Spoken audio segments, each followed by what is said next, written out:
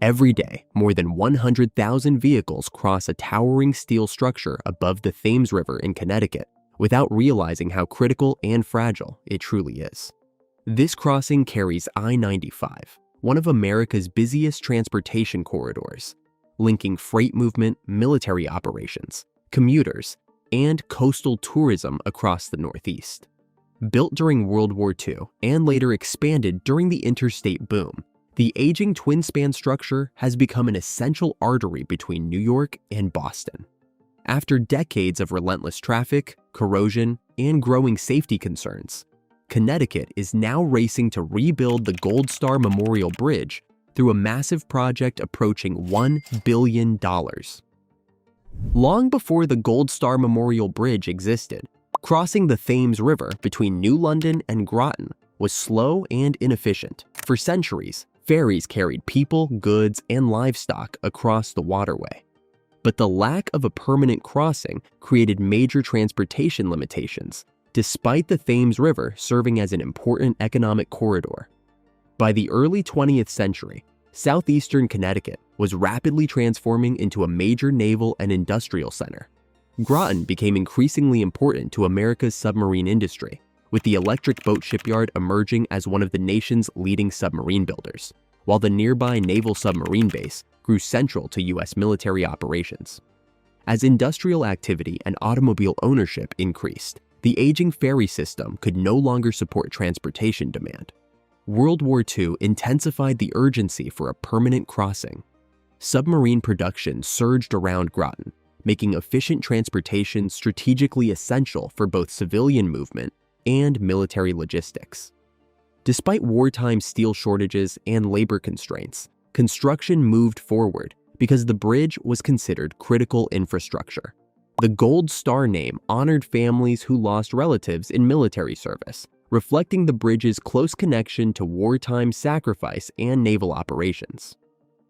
Before we continue, don't forget to click on that subscribe button and like this video, as it's the best way to support this channel. When the original Gold Star Memorial Bridge opened in 1943, it immediately became one of Connecticut's most impressive engineering achievements. The bridge featured a massive steel cantilever truss design stretching roughly 6,000 feet across the Thames River, making it the longest bridge in Connecticut. Its main span rose about 135 feet above the water to allow naval vessels and commercial ships to pass beneath. The towering structure quickly became one of the most recognizable landmarks in southeastern Connecticut. Its steep steel framework reflected the industrial engineering style of the early 20th century, prioritizing strength and functionality over architectural elegance. Constructing such a large bridge during World War II was an enormous challenge. Wartime steel shortages affected projects across the country, forcing engineers to carefully manage limited resources. Crews also had to work around active naval operations in the Thames River, which remained strategically sensitive throughout the war. The bridge's high navigation clearance was especially important because the river served as a critical route for submarines and naval vessels entering and leaving Groton's shipyards and submarine base. Engineers therefore designed the structure to allow large vessels to pass beneath without interruption, heavily influencing its height and overall design. When the bridge finally opened, it transformed transportation across southeastern Connecticut, replacing slow ferry crossings with faster, continuous travel between Groton and New London. Yet its success also created a new challenge as traffic volumes grew far faster than engineers had anticipated.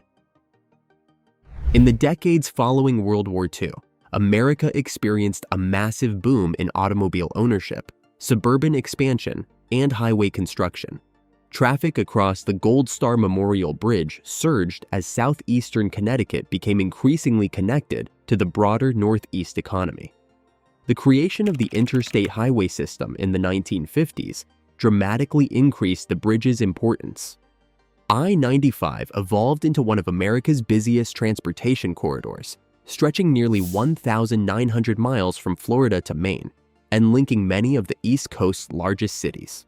The Gold Star Memorial Bridge suddenly found itself carrying a major share of this interstate traffic through Connecticut. By the 1960s, officials realized the original 1943 bridge could no longer handle growing traffic demand alone. Congestion worsened as commuters, freight trucks, military vehicles, and tourists all competed for limited roadway space. To prevent the crossing from becoming a major bottleneck on I-95, Connecticut moved forward with plans for a second span. Construction of the new bridge began in the early 1970s, and the second span opened in 1973. The twin-span configuration dramatically increased traffic capacity by separating northbound and southbound traffic onto different structures, allowing I-95 traffic to flow far more efficiently across the Thames River. The expanded crossing reinforced the region's economic and military importance. Freight moving between Boston and New York increasingly depended on the bridge, while nearby submarine operations and defense manufacturing kept the crossing strategically critical. Over time, tens of thousands of commuters and travelers crossed the bridge every day, cementing its role as one of the most important transportation links in southeastern Connecticut. Because of its combined role in interstate commerce, national defense, and regional transportation, the Gold Star Memorial Bridge has effectively become too important to fail. Despite its importance, large portions of the Gold Star Memorial Bridge system are now far beyond their original design expectations. The original span dates back to 1943, while the second span opened more than 50 years ago in 1973. Decades of harsh New England winters, road salt, marine moisture, and non-stop interstate traffic have steadily deteriorated the structure. Corrosion became one of the bridge's most serious long-term problems. Steel components faced continuous exposure to salt and moisture from both winter road treatments and the nearby marine environment, while concrete sections showed increasing signs of fatigue and wear after decades of constant use. At the same time, rising traffic volumes placed growing stress on the bridge. From oversized trucks and freight traffic that mid-20th century engineers could never have fully anticipated, maintaining the aging structure became increasingly expensive, forcing officials to conduct continuous inspections and repairs. Public concerns intensified in 2023 when a fuel tanker truck caught fire on the bridge, shutting down sections of I-95 and sending thick black smoke above the Thames River. Although engineers later confirmed the bridge remained structurally safe, the incident exposed how disruptive even temporary closures could become. Traffic chaos spread across the region, reinforcing fears about aging infrastructure and raising larger questions about whether rehabilitation alone would be enough to secure the bridge's future. Connecticut's response to the growing problems surrounding the Gold Star Memorial Bridge has evolved into one of the largest infrastructure megaprojects in state history. Major rehabilitation work began in the 2010s, but the most intensive reconstruction phases are now underway and are expected to continue toward the end of the decade.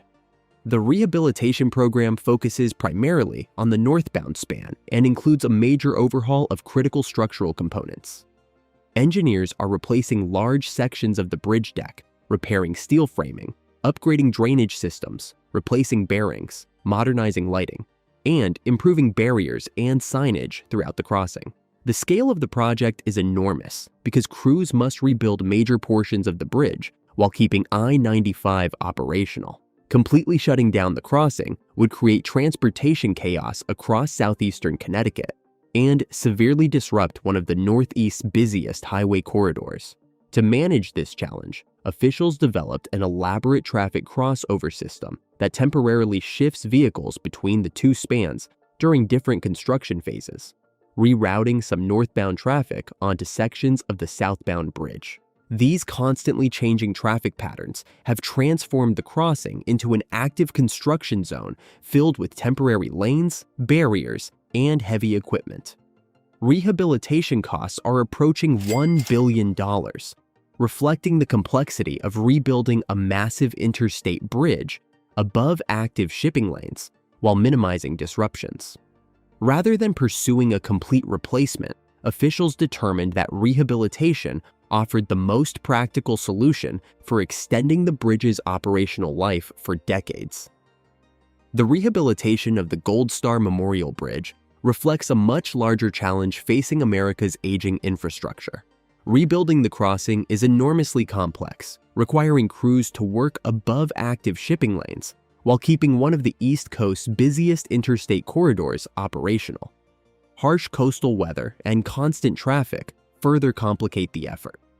Although the current reconstruction is expected to extend the bridge's lifespan for decades, few believe the structure will last forever.